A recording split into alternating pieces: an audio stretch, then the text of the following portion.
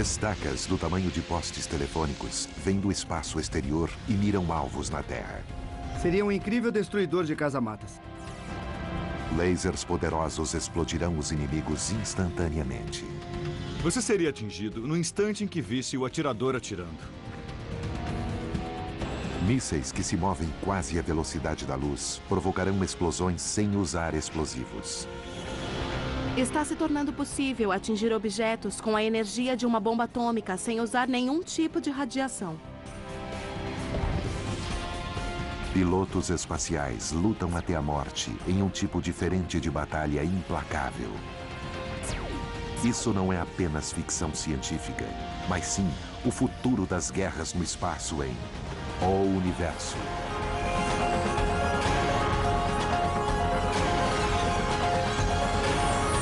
O Universo, Guerras no Espaço.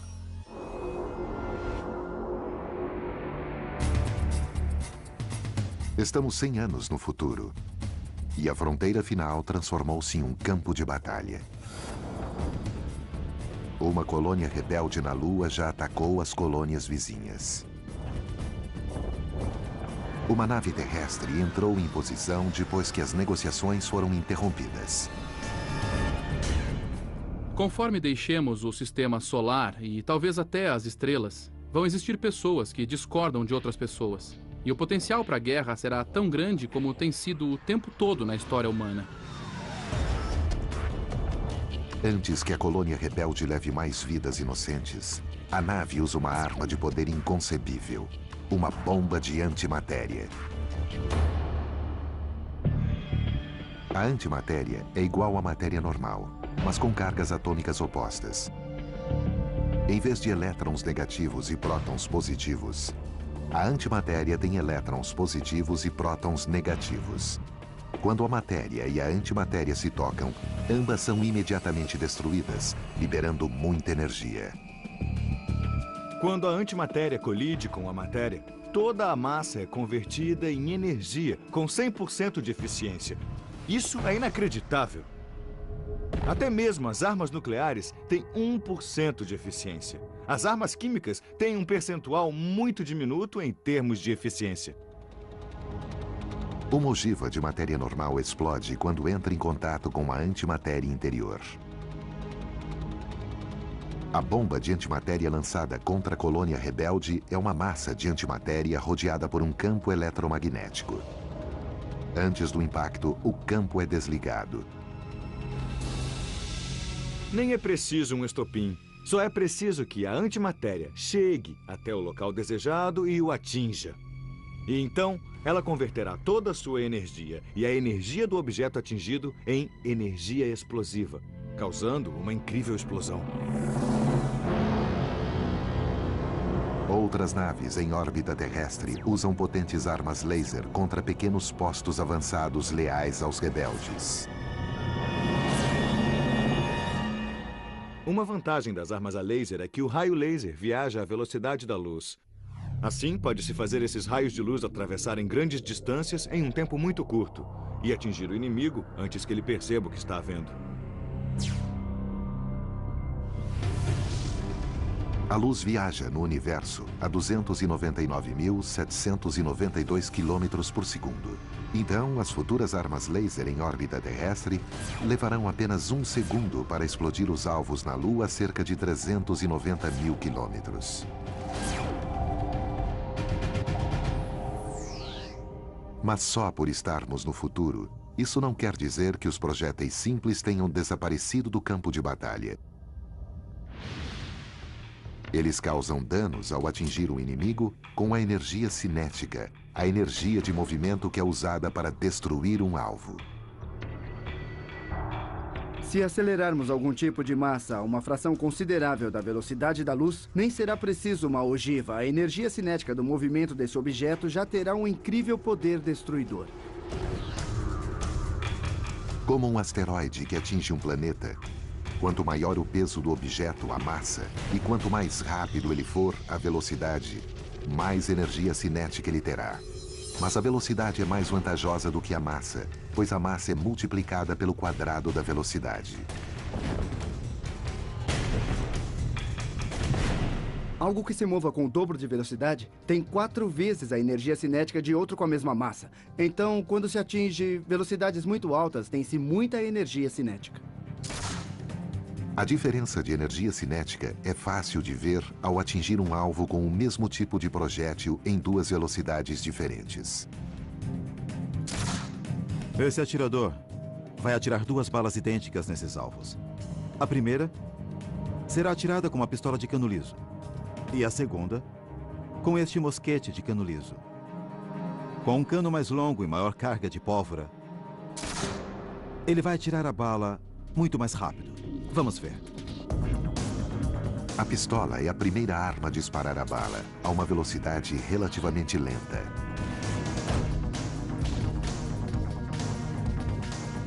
Depois, o mosquete dispara uma bala de chumbo do mesmo tamanho a uma velocidade mais alta.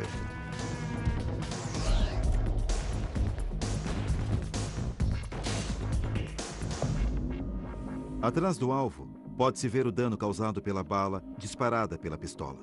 Agora vejam o dano causado pelo mosquete. Energia cinética muito maior. Dano muito maior. No vácuo espacial, não existe atmosfera para diminuir a velocidade. Outra nave na órbita da Terra lança um projétil do tamanho de um poste telefônico feito de metal denso contra a colônia rebelde. Ele é chamado de Barra de Deus.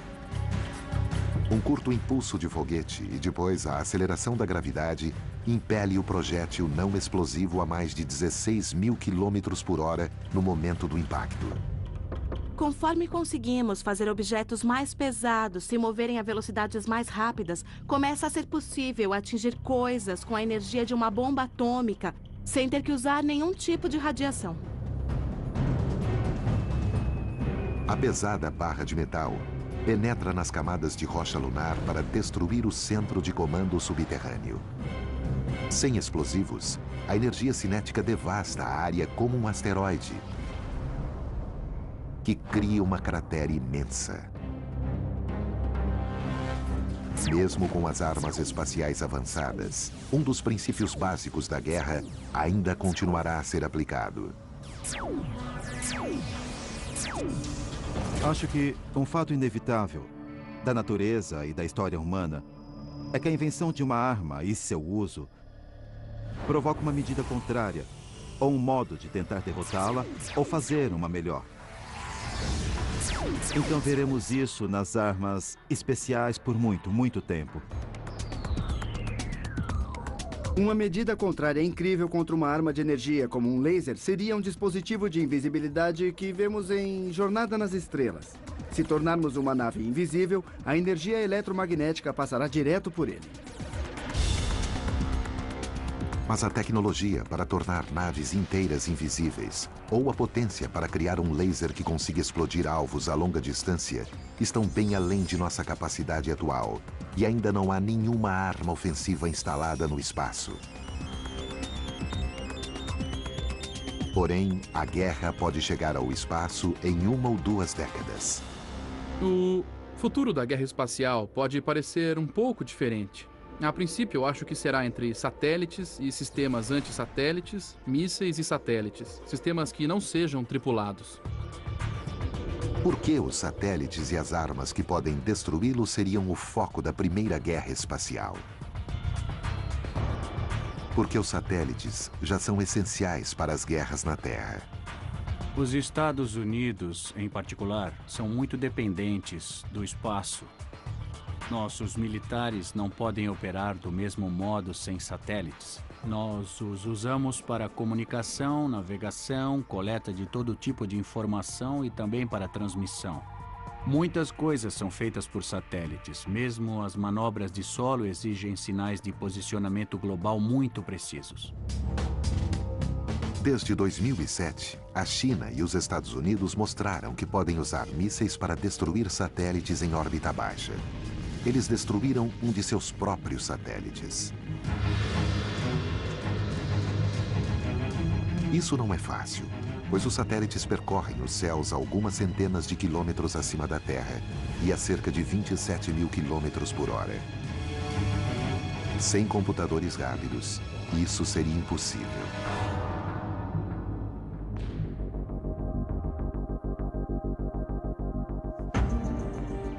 Atingir um satélite com um míssil no espaço é como tentar atingir uma bola rápida de tênis com sua própria bola. Acertando o momento, a velocidade, é praticamente impossível. Mas para um míssil moderno com sistemas avançados, não é tão difícil assim. Esses mísseis têm sensores que permitem a determinação das mudanças de sua localização e da localização do alvo, fazendo ajustes em frações de segundo. Imagine uma bola de tênis inteligente que usasse a mesma tecnologia de sensores e fizesse ajustes 100 vezes por segundo para atingir o alvo. Quando um míssil intercepta um satélite, não é preciso uma grande explosão.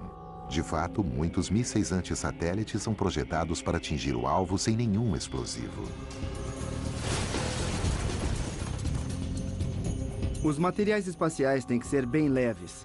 É muito caro colocar objetos em órbita. São precisos 45 quilos de combustível para colocar meio quilo em órbita. Então tudo é bem leve, o que as torna comparativamente bem fáceis de deslocar. Uma guerra no espaço na próxima década teria efeitos sérios sobre a Terra. Se os países começarem a atingir os satélites uns dos outros, os problemas logo irão se espalhar. E os militares terão dificuldade em travar a guerra. A sociedade atual é muito dependente do espaço. Se começarmos a perder os satélites, não só os militares, mas também os comerciais e os civis, o que aconteceria na vida diária? De repente, os caixas eletrônicos parariam de funcionar e os celulares ficariam mudos. Os cartões de crédito não funcionariam. As transações financeiras em todo o mundo usam o sinal de GPS e, de repente, parariam. O mundo ficaria mais lento. E se a guerra no espaço fugisse ao controle, os mísseis poderiam carregar ogivas nucleares para garantir que alvos importantes fossem explodidos.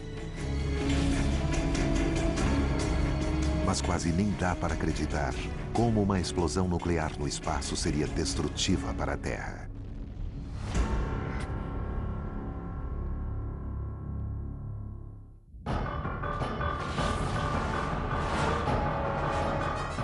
Existe uma arma nos arsenais atuais que pode ser usada em grandes batalhas no espaço no futuro. Bombas atômicas. Mas quem está acostumado a ver explosões atômicas na Terra não reconheceria essas explosões no espaço. Uma das coisas estranhas de explodir uma arma nuclear no espaço é que isso é diferente de tudo o que se espera. Aqui no planeta Terra, vemos uma nuvem em forma de cogumelo. Mas no espaço, sem atmosfera, não existe nuvem. Em vez disso, temos uma bolha de radiação que se expande. Um único flash de luz, como uma estrela muito pequena que é uma supernova.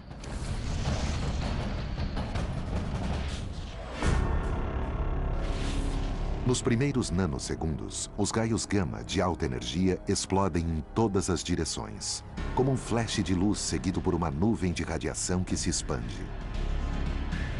Não existe a onda de choque que derruba prédios, pois não existe atmosfera no espaço. Mas a radiação se expande mais rápido e mais longe do que na Terra. Você pode só pensar em algo quase como balas, mas existem partículas de radiação viajando e elas percorrem uma grande distância. E raios gamas, nêutrons, eles vão penetrar nos satélites. Alguns vão passar direto, outros atingirão os eletrônicos e causarão muitos danos. Com uma bomba nuclear média, qualquer satélite em um raio de 80 quilômetros seria destruído. Mas uma explosão atômica no espaço não destruirá só equipamento. Astronautas que voem pelos destroços de uma arma nuclear explodida no espaço estariam sujeitos a níveis extremos de radiação. E, em particular, haveria raios gama que se originam da decomposição dos núcleos radioativos e podem interagir com a pele e podem causar câncer. Também existem elétrons e outras partículas de energia que vêm desses núcleos radioativos e todas essas coisas danificam os tecidos vivos.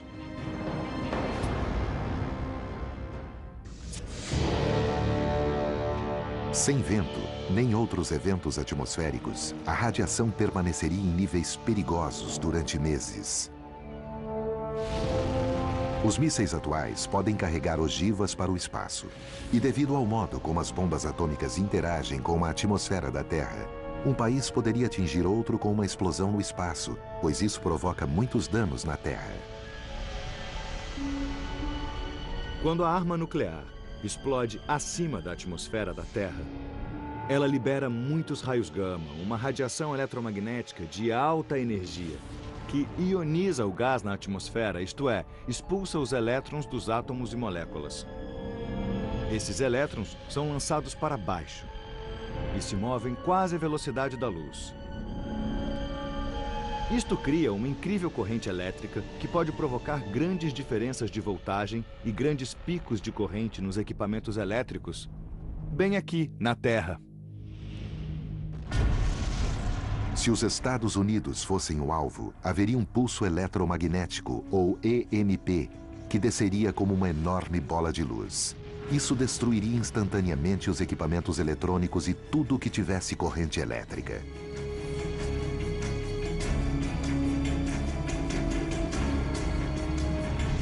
As explosões atômicas na Terra também criam esses pulsos. Mas com uma ação mais limitada, uma única explosão acima da atmosfera poderia devastar um país inteiro. Tem sido estimado que se explodir uma arma nuclear de 1 megaton, 100 quilômetros acima do Kansas, seria possível tornar inoperantes quase todos os eletrônicos nos Estados Unidos.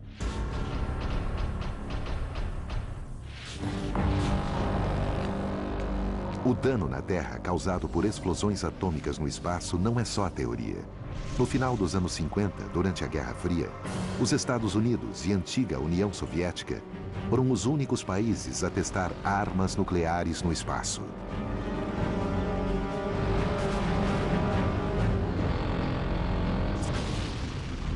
Um dos últimos testes, em 1962, criou um pulso que desligou aparelhos eletrônicos da Nova Zelândia até o Havaí. Pode-se afetar uma grande área com essas correntes, que são muito fortes, não só a área imediata, bem abaixo da bomba. Por causa do amplo dano no espaço e na Terra, os dois países logo interromperam esses testes. Para não atingir satélites, nem naves amigas com grandes explosões nucleares, as armas convencionais poderiam ser usadas no espaço. Mas será que um revólver normal conseguiria detonar sem o oxigênio atmosférico em um ambiente de microgravidade? A pólvora tem seu próprio oxidante interno, então ela iria detonar. E se você conseguisse fazer o cão atingir a bala, ela sairia. Bom, isso iria acionar o carregador e a bala seguinte iria para a câmara. Será que isso funcionaria? É uma boa pergunta. Eu não tenho certeza de que a arma iria dar mais do que alguns poucos tiros antes de enguiçar e parar de atirar. Uma parte do problema é que as partes móveis de metal dentro das armas precisam de lubrificantes. Mas estes provavelmente falhariam nas condições extremas do espaço. Se um revólver ficasse exposto à luz do sol, ele ficaria muito, muito quente e as partes se soldariam. E se não estivesse na luz do sol, ficaria muito frio. Então as partes congelariam. Os lubrificantes não são eficazes no vácuo espacial. O maior problema é que eles formam contas, formam bolinhas, porque não existe gravidade e nenhum tipo de atmosfera a que eles possam aderir. Os astronautas demonstram esse fenômeno quando bebem líquidos em microgravidade. Em vez de fluir constantemente, os líquidos se separam em uma série de esferas.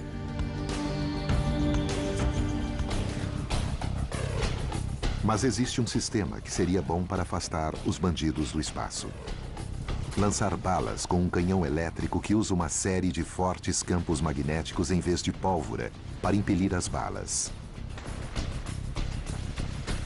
Os projéteis atuais desse tipo de canhão já são cerca de 3 vezes mais rápidos que uma bala de fuzil M16. A ideia de um canhão elétrico é que se usa uma bala pequena, que pode ser de metal, ou talvez de plástico, ou até outro material, mas ela é envolvida em uma folha de alumínio para fechar um circuito elétrico entre dois longos trilhos. E o campo magnético criado acelera a bala, lançando-a dos trilhos, e pode acelerá-la muito, muito rápido, até que o que as pessoas acham perto da velocidade da luz. Sistemas similares já funcionam em alguns trens-balas e montanhas russas. Temos uma série de ímãs que impelem um objeto como um carrinho de montanha-russa ou uma cápsula de bala gigante que seja usada para atingir algo no espaço, que vai de um ímã a outro, acelerando ao passar, e na hora em que passou por alguns pares de ímãs, ela já está indo tão rápido quanto se possa desejar. Montado sobre uma grande nave espacial, o canhão elétrico poderia se transformar na arma do futuro. Longas fileiras de ímãs poderosos poderiam impelir grandes projéteis a milhões de quilômetros por hora. Mas será que esse tipo de arma bastaria para afastar uma civilização alienígena antes que a Terra fosse destruída? Daqui a centenas de anos, naves em guerra poderão atirar com canhões elétricos de alta velocidade que destruirão alvos sem explosivos. Um projétil que atinja o inimigo a milhares ou milhões de quilômetros por hora irá liberar uma quantidade incrível de energia cinética, a energia do movimento. Em 2008, a Marinha Americana testou o canhão elétrico mais potente que existe. Usando uma série de ímãs e fortes correntes elétricas, ele lançou um projétil de 3 quilos a mais de 8.000 quilômetros por hora. O alcance estimado da arma, quando estiver operando plenamente, será de 320 quilômetros. Uma bala movendo-se a 7 vezes a velocidade do som causa muitos danos. É o tipo de coisa que a gente agradece por estar do mesmo lado. É o tipo de arma que pode causar danos à capital de uma civilização alienígena violenta. Podemos imaginar a nave-mãe com um canhão elétrico que contorne seu exterior de um lado ao outro e que possa lançar um projétil muito grande do tamanho de um carro ou de um trator. Algo que possa então ser acelerado a 10 ou 20% da velocidade da luz. E essa energia cinética poderia destruir uma cidade inteira. É muita energia. Mas uma arma tão avançada ainda está no futuro distante. Será que existe alguma arma de energia cinética que possa ser útil no futuro próximo? Você lembra da estaca do tamanho de um poste atingindo a fortaleza na Batalha da Lua daqui a 100 anos? Bom, essa arma, chamada de Barra de Deus, é simples o bastante para ser usada se a guerra chegar ao espaço nas próximas décadas. O impulso de um pequeno foguete faria a estaca aerodinâmica começar a se mover. Basicamente é uma estaca de metal. Provavelmente de algo como tungstênio ou algum metal realmente forte e pesado, que podemos colocar em órbita e lançar sobre qualquer alvo que quisermos a partir do espaço. É só deixar a gravidade acelerar a estaca.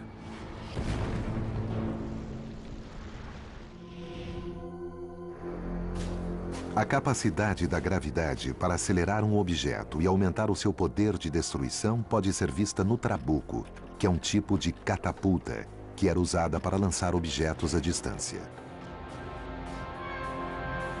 A gravidade atua sobre um objeto como esta pedra a uma taxa de 10 metros por segundo ao quadrado, cerca de 30 pés por segundo ao quadrado. Então, se a pegarmos e soltarmos, ela cai por menos de 1 segundo, sem chegar perto de atingir 10 metros por segundo.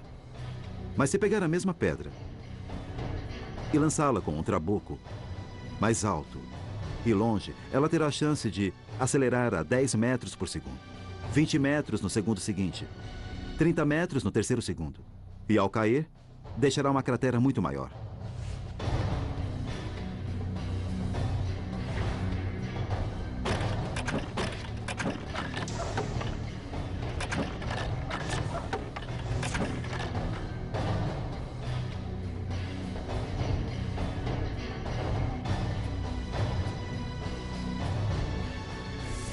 Esta pedra percorreu o ar por cerca de 5 segundos, o que significa que na hora em que caiu, ela acelerava ao redor de 45 metros por segundo. E com essa energia cinética adicional, deixou uma cratera muito maior. Na batalha, daqui a 100 anos, a estaca lançada para a Lua terá uma vantagem sobre a pedra do Trabuco na Terra.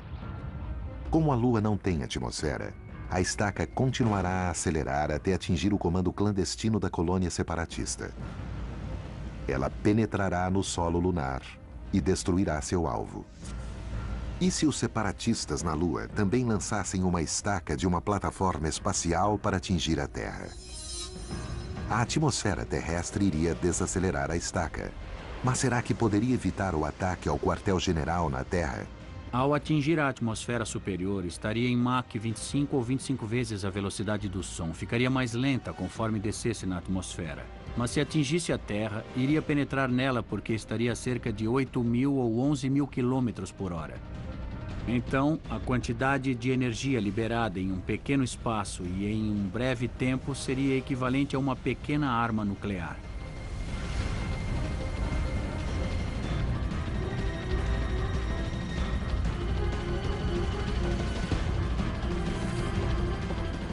Algo como isso teria muito poder de penetração e seria um incrível destruidor de casamatas. Por mais impressionantes que sejam as barras de Deus e os canhões elétricos, nada se compara com a velocidade do laser. 300.000 quilômetros por segundo a velocidade da luz. Os lasers sempre foram a arma favorita das batalhas de ficção científica espacial. A ideia de ter um laser pessoal é fascinante e atraente. Eu adoraria ter um quando tinha 12 anos. É como os garotos que querem ser cowboys ou atiradores.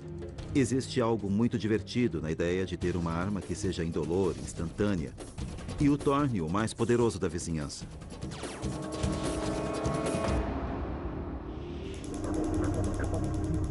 Mas o que é mesmo um laser? Os lasers podem ser considerados um tipo de lanterna de alta tecnologia. Mas todas as ondas estão em fase, todas as cristas das ondas se alinham e isso torna a radiação muito intensa para uma certa quantidade de energia. A luz normal de uma lanterna ou do sol está fora de fase. Ela é incoerente com algumas cristas de onda assim, outras cristas de onda desse jeito, e elas tendem a se cancelar mutuamente. E o que nós vemos é o que sobra daquilo que foi cancelado.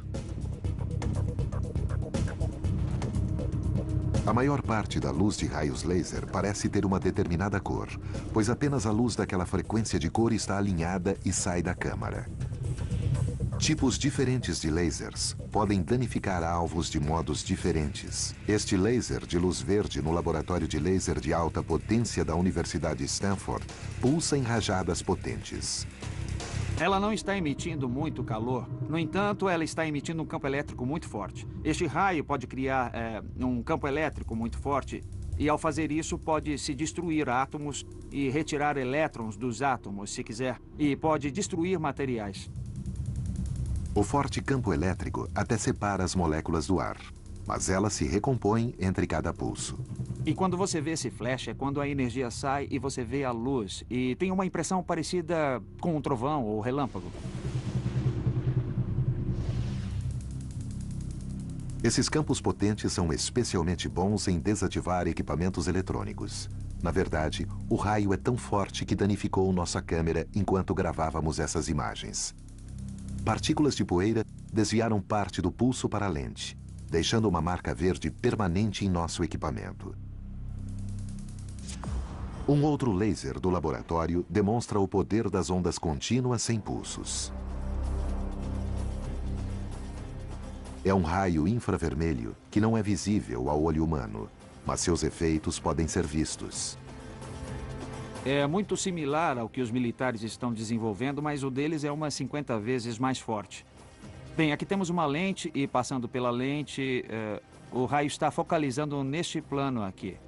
Se eu puser um alvo nesse plano, dá para ver que ele será queimado por causa do calor. E aí eu posso tirar facilmente um pedaço de papelão desta prancha aqui. As armas a laser das futuras guerras no espaço devem funcionar do mesmo modo, mas os fãs de filmes de ficção científica podem se surpreender com o modo como as armas a laser vão funcionar no espaço.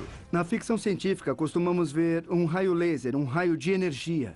Enquanto, na realidade, o que se vê é um raio conectar e desconectar. Não há nada mais rápido que a luz. Se visse que alguém ia atirar com um raio laser, você teria de reagir muito rápido ao ver o dedo se movendo em direção ao gatilho. Ou então, você seria atingido no mesmo instante em que visse o atirador atirando. Mas num duelo no vácuo do espaço, nem os lasers com luz visível seriam vistos.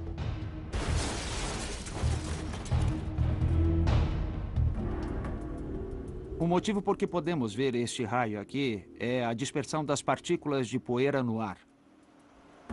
No espaço não existem partículas de poeira, é um vácuo, então não veríamos o raio, exceto pelo contato no alvo e pelos efeitos no alvo. E como o som não viaja no vácuo, nenhum efeito sonoro de ficção científica acontecerá em uma batalha real com laser no espaço. Mesmo que as armas a laser no espaço sejam diferentes dos filmes, elas ainda serão rápidas e mortais no campo de batalha. Então, como será uma batalha espacial de verdade? Será preciso ver para crer. Nenhuma arma fascinou tanto os fãs de ficção científica como os lasers de alta energia. E é possível que nas próximas décadas, os lasers sejam potentes o bastante para desativar instantaneamente os satélites que orbitam a Terra.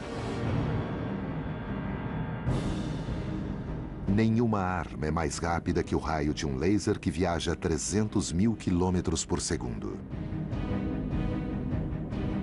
Se pudermos construir uma arma que tenha a capacidade de atravessar escudos protetores,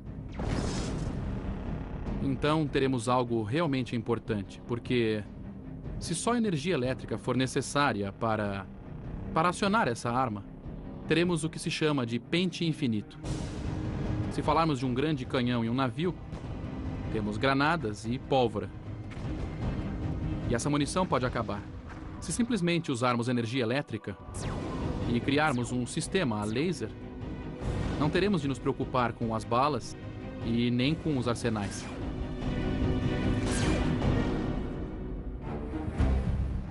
Armas a laser para uso na Terra aparecerão nos campos de batalha a qualquer momento. Em 2008 e 2009, a Força Aérea Americana realizou testes limitados com uma arma chamada laser aerotransportado. É um laser de alta energia atirado pelo nariz de um Boeing 747 modificado que identifica e rastreia os alvos para atingi-los com um raio preciso de energia. É possível lançar um laser de alta energia, pois o avião voa a alta altitude e pode alvejar e derrubar mísseis, e assim é um sistema antimísseis. Está próximo o dia em que a tecnologia nos permitirá incluir lasers em sistemas cada vez menores e poderemos colocá-los em satélites ou, teoricamente, destruir mísseis que saiam da atmosfera. Por agirem à velocidade da luz, os lasers seriam a melhor arma para os caças espaciais. Mas as lutas do futuro no espaço terão pouco em comum com as batalhas aéreas de hoje ou com o que se vê nos filmes de ficção científica.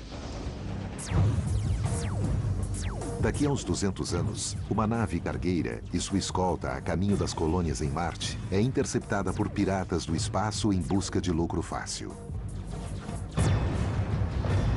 Hoje, na atmosfera, os aviões precisam gerar sustentação e por isso têm asas. E por causa das asas e também para que os pilotos continuem conscientes, as curvas são longas. No espaço, não é assim. Uma nave poderia voar e simplesmente virar e atirar em quem está atrás. Esse tipo de manobra só é possível quando não se tem uma atmosfera. Quando os piratas atacam o comboio, os estranhos caças dos dois lados se enfrentam. Provavelmente o melhor formato seria um cubo coberto com propulsores ou foguetes pequenos e sensores. Não existe atmosfera para se preocupar e o arrasto não é problema. Se quiser enxergar 360 graus em 3 dimensões e atirar em todas as direções, o melhor seria um cubo. Em uma batalha dessas naves estranhas no vácuo do espaço, os movimentos seriam muito diferentes dos de uma batalha aérea na Terra. Nós vamos ter muito mais movimentos abruptos, pois será possível, de repente, atirar para a esquerda e depois para a direita, enquanto se continua a voar para frente. Pode-se atirar com foguetes para frear sem ter que se preocupar com um choque com o planeta, como aconteceria em uma atmosfera. Sem uma atmosfera para desacelerar as naves, será que elas poderiam atingir velocidades acima do limite dos pilotos humanos? Nicholas B. Ziegler, de Illinois, perguntou ao programa: a que velocidade os átomos humanos começam a ser quebrados? Nicholas, sua pergunta, na verdade, é sobre um engano comum e muito compreensível. O fato é que os átomos são estáveis a qualquer velocidade, porque em seu quadro de referência, eles estão parados. Porém, as pessoas morrem se forem submetidas a acelerações acima de 10G. Então, eu diria que o limite prático para a aceleração em viagens interestelares é 10G. Pergunte ao universo: mas como pode haver força G no espaço vazio, onde mal existe gravidade? Vejamos o princípio de equivalência de Albert Einstein, uma parte importante da teoria geral da relatividade. Ele afirma que a gravidade e a aceleração são equivalentes. Em um elevador que acelere para subir, o passageiro sente que há mais gravidade puxando para baixo.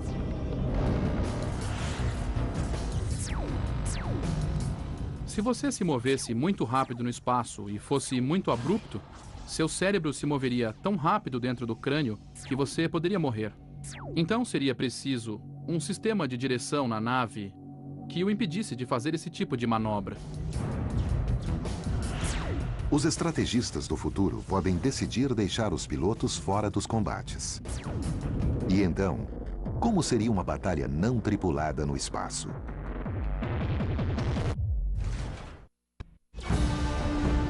Devido à complexidade e os perigos da luta no espaço, os pilotos podem ficar fora das batalhas do futuro. Imagine a nave pirata daqui a 200 anos tentando abordar a nave cargueira enquanto as pessoas permanecem nas duas naves principais. Supondo que se tenha uma grande nave tripulada ou pilotada que esteja envolvida em operações de combate com outro veículo do mesmo tamanho, não seriam usados caças. A nave lançaria alguns mini-veículos manobráveis do tamanho de uma pasta, que seriam invisíveis. Flutuariam até a nave inimiga, se prenderiam a ela e explodiriam. A luta seria desse jeito. Mesmo sem caças tripulados, os lasers ainda terão um papel nas guerras espaciais. Embora haja alguns desafios que precisam ser superados.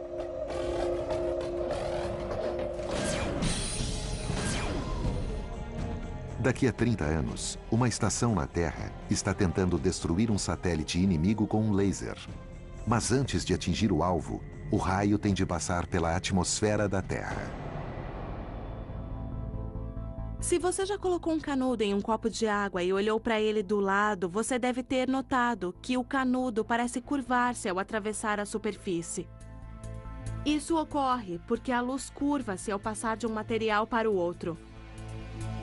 Os lasers têm que lidar com o mesmo tipo de problema, a refração, ao atravessar a atmosfera. Quando tentamos apontar lasers da superfície da Terra para o espaço, temos que levar em consideração quanto a atmosfera curva a luz.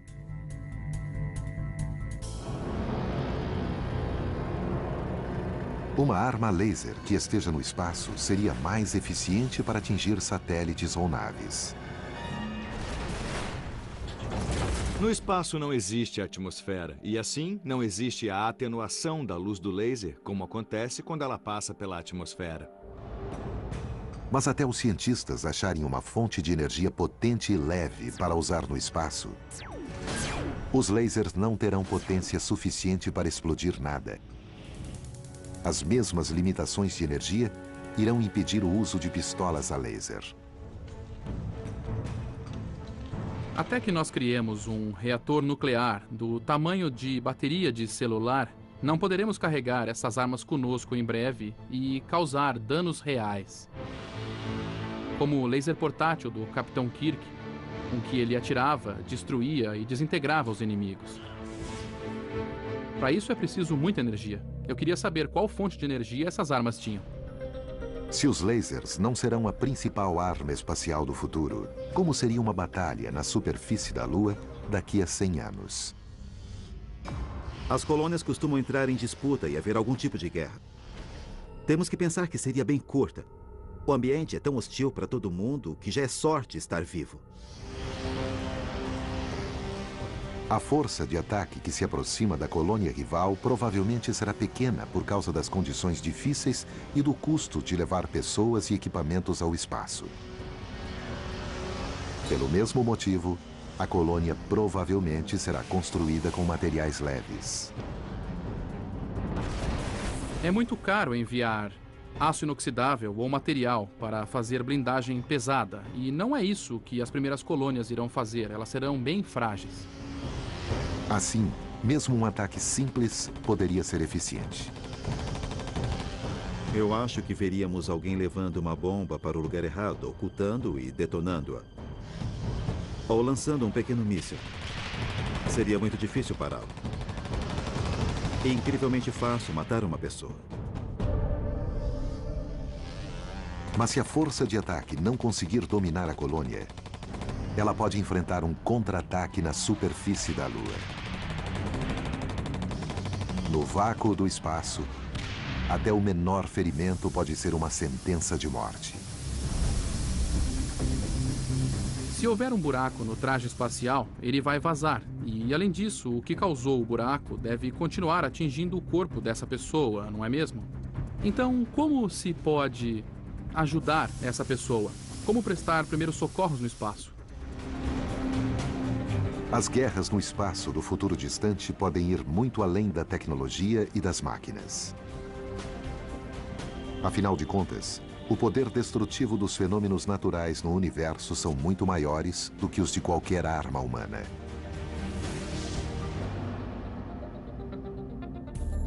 Centenas de anos no futuro, uma civilização alienígena guerreira usa Marte como base para realizar uma invasão na Terra. Nós podemos pensar em redirecionar um asteroide ou uma rocha que passe pelo sistema solar para que ele atinja Marte. Podemos pensar em lançar um foguete até um asteroide, desviando-o de sua trajetória até que, depois de algumas órbitas, ele finalmente caia em Marte. Será inevitável que a fronteira final se transforme em um campo de batalha? O progresso na tecnologia de destruição não será acompanhado por avanços em sabedoria e autopreservação? Os seres humanos sempre pensam que logo deixaremos para trás a necessidade de conflito. Não fizemos isso aqui e não acho que faremos no espaço. Em 1967, quase todos os países assinaram o que é chamado de Tratado do Espaço Exterior, preservando o espaço, a Lua e os outros planetas para propósitos pacíficos. Mas quando as viagens espaciais se tornarem rotina e recursos valiosos forem descobertos, um tratado será suficiente? Só o tempo dirá se esse arsenal de armas exóticas é uma previsão de nosso futuro ou uma perigosa fantasia que podemos evitar. Em memória do escritor Jason